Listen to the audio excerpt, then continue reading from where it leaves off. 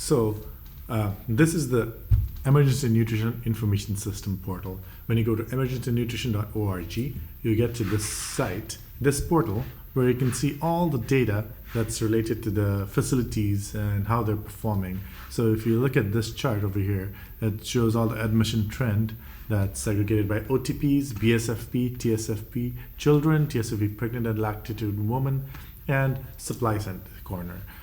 You can also filter down by program partners. You can see all the facilities that's by UNHCR. You can search, and then for the for December month, you can see the OTP performance, their cure rate, death rate, default rate, also the TSFP, TSFP performance, and all of that, as well as you can see all the segregation by age, gender, and anthropometry.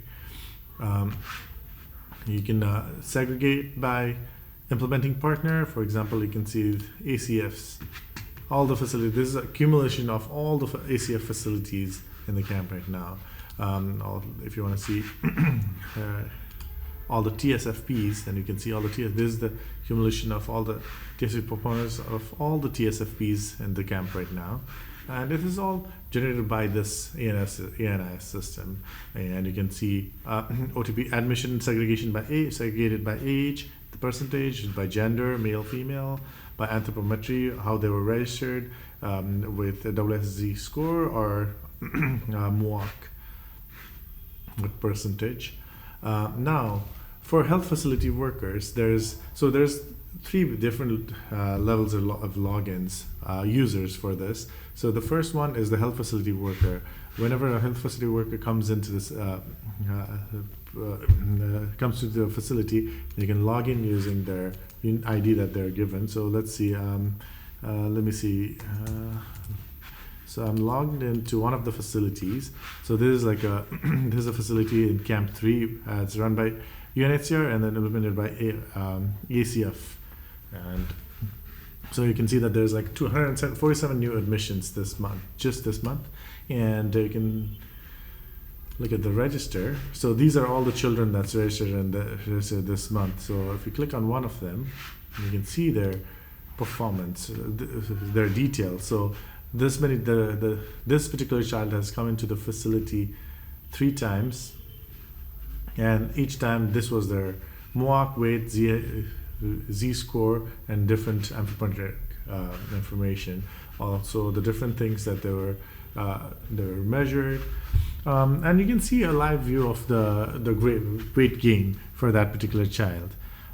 If it's a new child, if a new child comes to the facility, then they're registered through this Added Children, and this form mimics exactly the paper form that they're using previously. So if they're when they're porting over to this system, it's very easy. It's similar to what they were doing before as well. And even if they're copying over the data, it's exactly the same way. So it's easy for the health workers to use the system. And once you register a child, then they can come up for a follow-up. So now each child, when they're registered, the QR code is given to them, and this QR code is printed on a sticker and then stuck on their ID card. So each children and each pregnant and lactating woman is has a unique number that's given by UNHCR, and we had a consultation with the UNHCR and agreed on using one single ID for everyone, so that we can track, or if we need to interpolate between different data sets, we can use that. We make sure that we have that one single identifier. Also, we make sure that one person is counted. The same person, we can generate the data for that person anywhere in the system using that one ID. So there's no duplication of data as well. So, and as soon as whenever somebody comes into the facility, they can scan this QR code and they're taken directly to the follow-up. So when during a follow-up, they can enter all of their MUOC, weight, height, Z-score, if there's any other medical history that was taken, recorded, it's all it can be recorded over here. And this form also follows exactly the current situation, current registers that they're using. So it seems very seamless when they're transporting over to this one. That was a very big thing, because there was a lot of resistance on using a completely new system and being able to learn the new system. So we made it so that it was very similar to how their existing system was. So yeah, and then you have like the discharge criteria, admission criteria. Also, we have the next visit date. If they're referred to somewhere, we have that. And so if you look at the register. So what that does is we can track a child and see when their next visit date is, and also we can list all the children who did not come up for a follow-up on their next visit date. If a child doesn't show up for a follow-up consecutively for three times, then they're flagged in the system. Also, if there are certain criterias, or if their weight has decreased for so many weeks, then they're flagged, so that we can make some decisions on which children to target and which children to like where we have to put more efforts. All right, so in the same way, there's the pregnant and lactating woman register, where we can see the number of times they've come in and the different MUAC, weight, and all of that.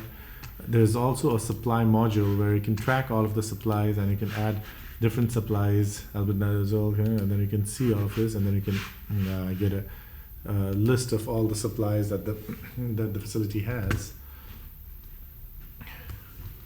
Now, this is as a facility owner, right? As a health facility worker. When you log in, you come to this screen, you see the registers, you can see the dashboard where you can see all the total admissions, their cure rate, and all of that.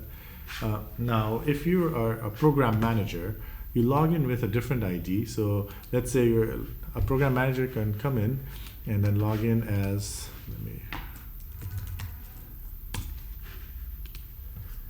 so now as a program manager, when you log in, you see a cumulative, a dashboard that has accumulation of all the aggregation on your performance, your admission trend. So this particular one has like different, all the facilities that you're managing, you'll see the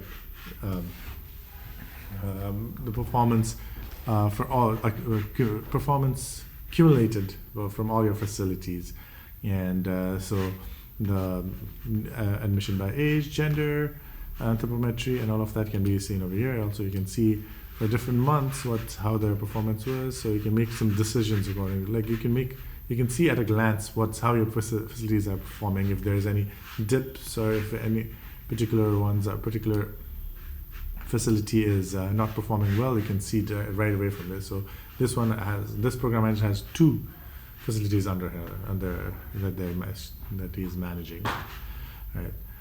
Now the third login is for the nutrition sector, where let me see.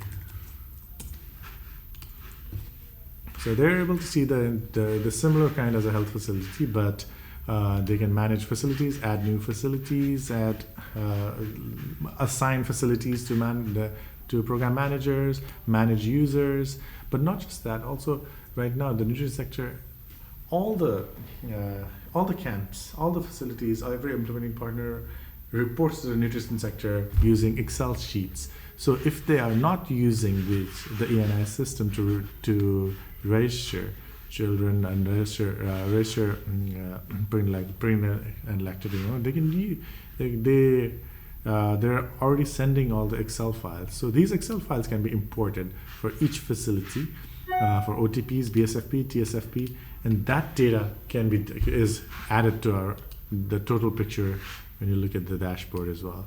So that way, this view is actually not just from our ENS system, but it also has information from different facility using Excel uploads that's been going on, Excel file that's been sent to the nutrition sector by each and every facility. So this data is actually accumulation from all the 35 camps and every facility from the camps.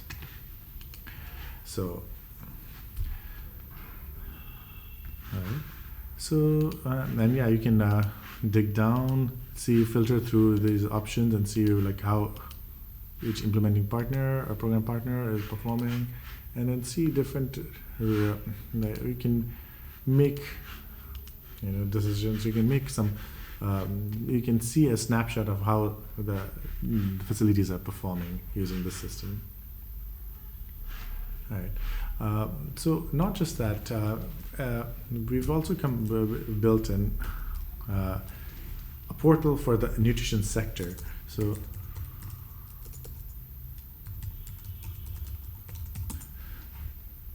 the system can be connected using APIs as well. So if a certain organization or implementing product already has a system that they're using. So if you look at this video, this is what the nutrition sector manages. So each facility, they're managing multiple registers for different various reasons. So all of these registers is accumulated in this one ENI system now. So that's where the beauty of the system comes in, is that we don't need to have multiple registers. One register can track all of that, and then somebody doesn't need to be registered multiple times. So if you look at the performance, so all of this data is coming from the ENI system directly. So that means this is an example of interoperability. We can pull data using APIs. This is using APIs to connect to the image ENI system. So you can pull data. You can pull only the data sets that you need. If you're a certain facility and then you want to pull data for your particular facility, you can pull it through this system. So that's the beauty of an interoperable system, that you can get data, pull data to the system and from the system very easily using different APIs. And you don't need to we don't have to have everybody using the same system. Different program partners can have their own system, but they can send and communicate within the systems using APIs. Okay. Thank you. So that's about it.